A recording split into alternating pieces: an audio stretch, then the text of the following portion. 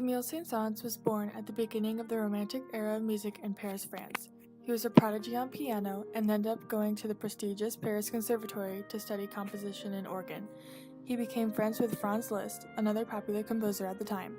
During his life, Saint-Saens composed about 200 pieces of music for nearly all classical instruments, including 5 symphonies, 5 piano concertos, 3 violin concertos, and 2 cello concertos. Saint-Saens was also one of the first pianists to experiment with recordings of his works and was the earliest born pianist to make recordings. The Clarinet Sonata is one of 3 pieces he wrote before he died in 1921. The first 3 movements are expressive and lyrical, while the last movement is technical and driving. These qualities have made it a popular piece in clarinet repertoire. The Romantic era is one of 6 large periods in musical history.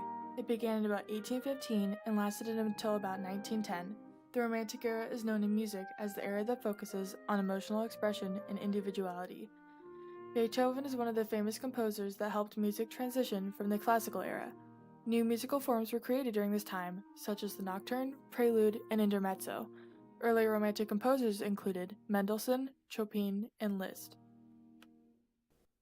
Paris was between World Wars I and II when Saint-Saens composed the Clarinet Sonata. The Prohibition had just started in America, and hundreds and thousands of people were visiting Paris to drink and have a good time. American jazzers started moving to Paris to start their careers, especially African-American jazz musicians, since French people were generally accepting of black people. Many American soldiers stayed in Paris for good after the war ended as well, furthering America's influence on Paris.